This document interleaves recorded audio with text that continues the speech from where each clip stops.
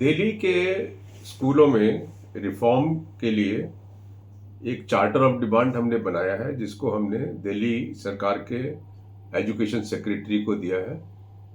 और संभव यह है कि 1 या 2 दिन में हमारी मीटिंग होगी। तो चार्टर ऑफ डिमांड में क्या मेन पॉइंट्स हैं वो मैं थोड़ा सा शेयर करना चाहता हूँ। जैसे बहुत सारे टीचर्स जो गवर्नमेंट स्कूल्स के अंदर हैं, उनको डिपार्टमेंट ने ही स्कूल से हटाकर दूसरी जगह लगा रखा है। उससे क्या होता है कि जो स्कूल में बच्चे हैं उनकी पढ़ाई सफ़र करती है। तो हमने कहा है कि उनको तुरंत जो है आप स्कूलों के अंदर ही दोबारा से पोस्ट करो। सेकंड डिमांड ये है कि स्कूल मैनेजमेंट कमेटी, पूरे देश के अंदर जो स्कूल मैनेजमेंट कमेटी है सरकारी स्कूलों में, उनमें जो चेयरमैन होता है वो पेरेंट रिप्रेजेंटेटिव होता है। दिल्ली अपने में एक ऐसा एक्सेप्शन केस है जहाँ पर पेरेंट्स रिप्रेजेंटेटिव ना होकर स्कूल का जो हेड होता है उसको बनाया है। तो हमारा कहना है कि ये इसको चेंज किया जाए।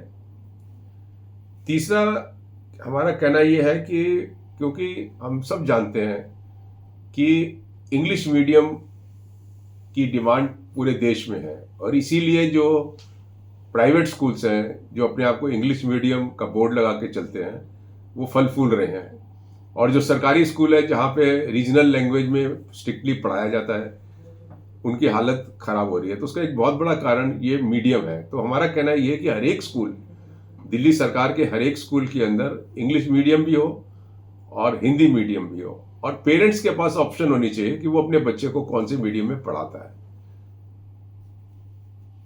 फोर्थ डिमांड हमारी ये है कि जो टीचर्स की वैकेंसीज हैं, अभी भी दिल्ली सरकार के अंदर कम से कम 20 से 25 हज़ार टीचर्स की वैकेंसीज हैं, उनको कंप्लीटली जो है ना जीरो वैकेंसी करनी चाहिए, सब फिल करनी चाहिए।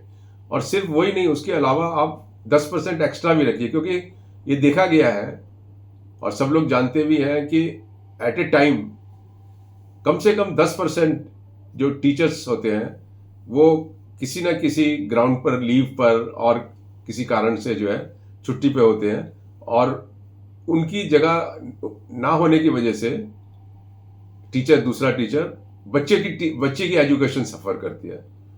हमने देखा है कि जब टीचर छुट्टी पे होता है तो 3-3 सेक्शंस एक क्लास में बैठा दिए जाते हैं और एक टीचर उनको डील करता है।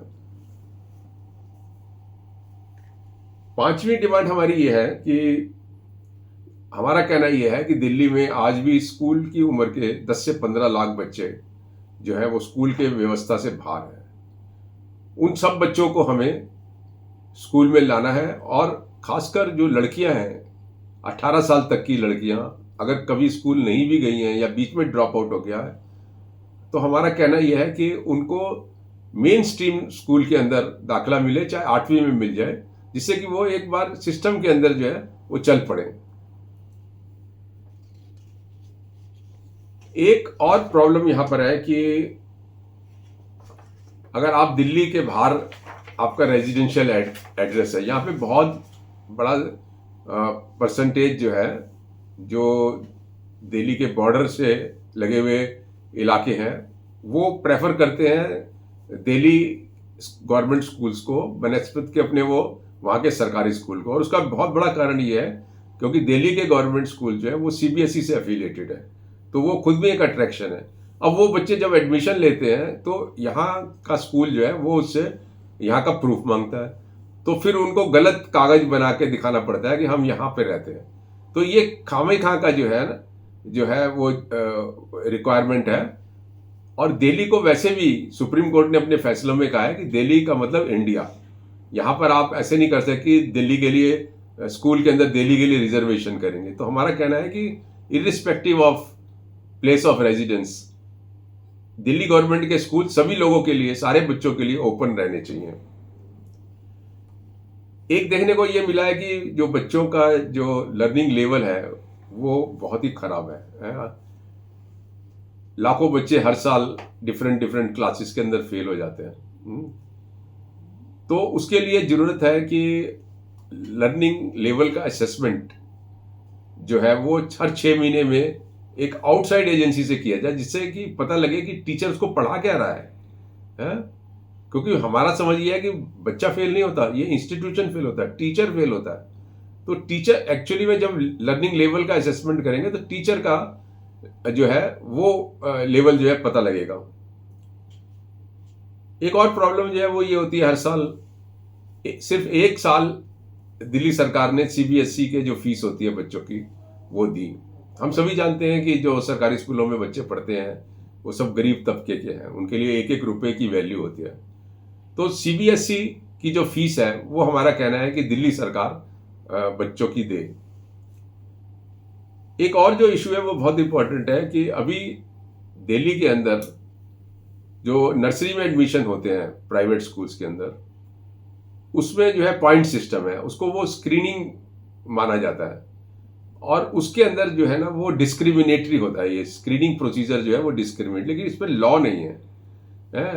तो हमारा कहना ये है कि आप इस पर लॉ बनाइए, क्योंकि जो इन्होंने 2015 में लॉ बनाया था वो कहीं सेंट्रल गवर्नमेंट और दिल्ली सरकार के बीच में फंस के रह गया।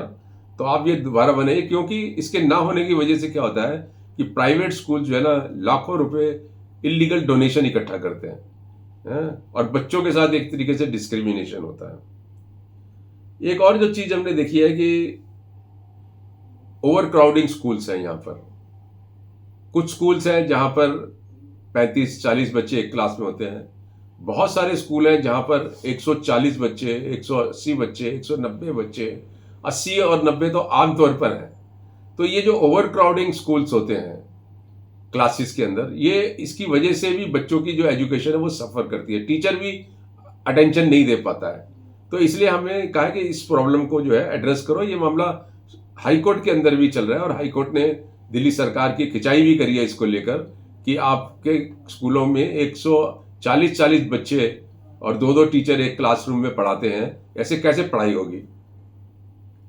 एक और जो इशू है वो ये है कि 2015 में दिल्ली सरकार ने एक प्राइवेट स्कूल की फी रेगुलेशन एक्ट बनाया था, जो कि एक्चुअली में फीस मतलब स्कूल के मैनेजमेंट्स के पास राइट दिया था कि आप लूट सकते हैं, और जो हमने इनको ड्राफ्ट करके दिया था वो इन्होंने माना नहीं। वो अलग बात है कि वो जो इन्होंने एक्ट बनाया वो भी सेंट्रल गवर्नमेंट और दिल्ली सरकार के बीच में फंस गया। तो हमारा कहना है कि आपको जो हमने ड्राफ्ट दिया था 2015 में, जो रियली प्रोटेक्ट करता है पेरेंट्स को और फी को रियली रेगुलेट करता है, जस्टिफाइड फीस होनी चाहिए, वो आप दोबारा से जो है कानून को बनाओ।